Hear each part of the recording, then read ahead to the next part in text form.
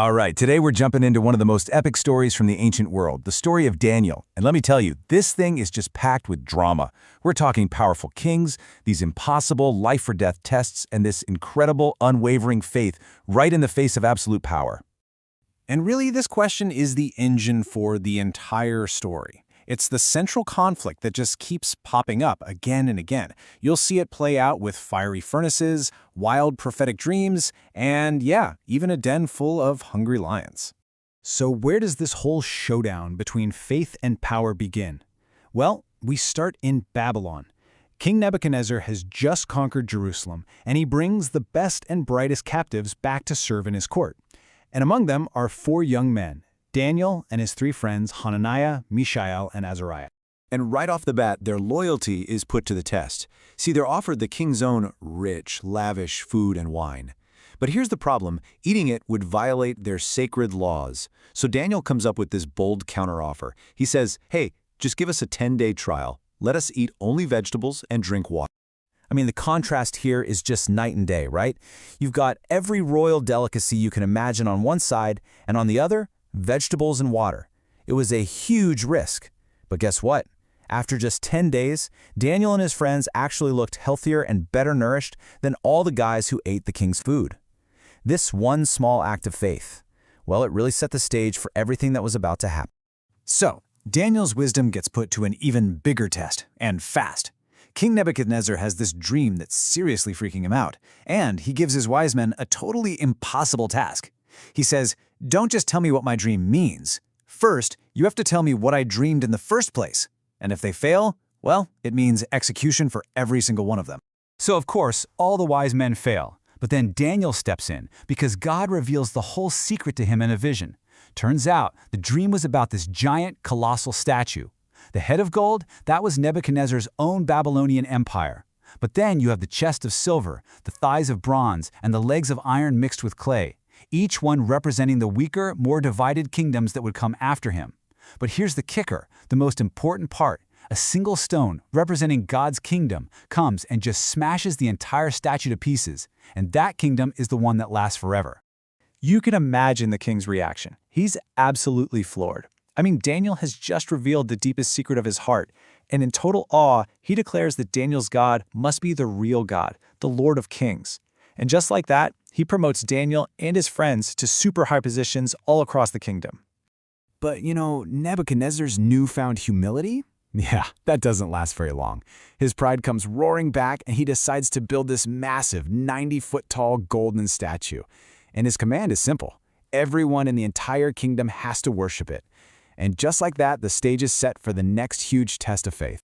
The stakes here could not be more simple or more brutal. You either bow down to the statue, or you get thrown into a fiery furnace and burned alive. And this wasn't a suggestion, It was an absolute command for every single person under his rule.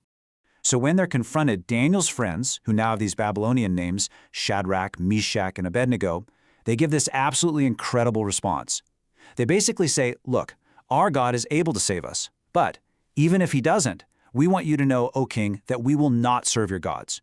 They have total faith that God can save them, but even if he chooses not to, their loyalty isn't going to waver. No way. They will not bow.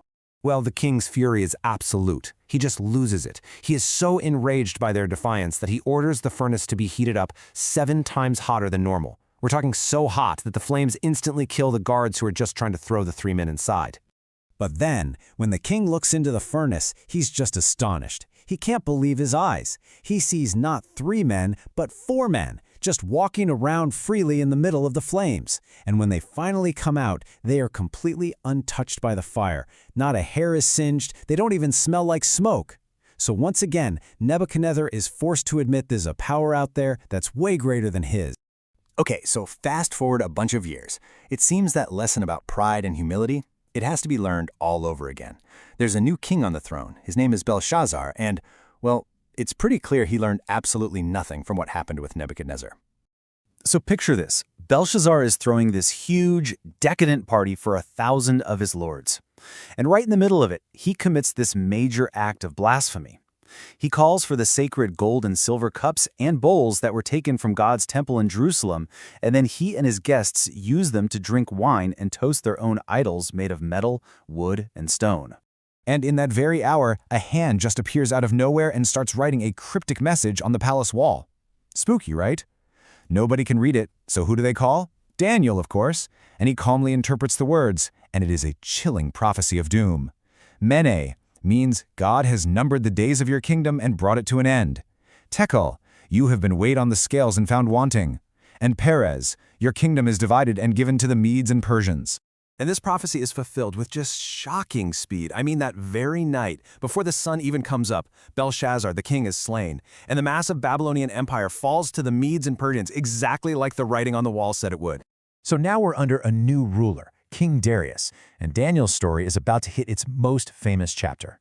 See, Daniel's excellence and his integrity, they've earned him a really high position in this new kingdom. But that's also made him a huge target for a bunch of jealous officials who are just determined to get rid of him. And the trap they come up with is pretty clever, you have to admit. They know they can't find a single fault in his actual work, so they decide to use his own faithfulness as a weapon against him. They trick King Darius into signing an unchangeable law, a law they know only Daniel will break. For 30 days, nobody can pray to any god or man except for the king. And just like they expected, Daniel, he doesn't change his routine one bit. The king is just devastated. He realizes he's been tricked and now he's trapped by his own unchangeable law. As Daniel is being thrown into the den of lions, all the king can say is this: it's like a desperate hope that Daniel's God will pull off another miracle. While the king's hope is rewarded, after a totally sleepless night, he rushes back to the lion's den, and when they roll away the stone, Daniel is alive, completely unharmed. He tells the king that God sent an angel to shut the lions' mouths, proving that he was innocent. So when you boil it all down, this is the conflict at the very heart of the entire story. On one side, you have the power of kings, royal decrees, unchangeable laws, threats of death, all that earthly dominion. But on the other side, you have the power of God, divine revelation, angelic protection, miraculous deliverance from fire and lions, and the promise of a kingdom that will last forever. And that's the recurring theme, isn't it? From that very first test with the king's food, all the way to the lion's den, through the reigns of 4 different kings, the central message stays the same. Earthly kingdoms, they rise and they fall. But a deep faith in a higher power provides a strength that's enduring, a strength that can deliver you from anything. So really, the story of Daniel is constantly putting these two things head to head: the power of earthly kings versus the convictions of one faithful person. And it leaves us with this final, massive question to think about. Where does ultimate authority truly lie?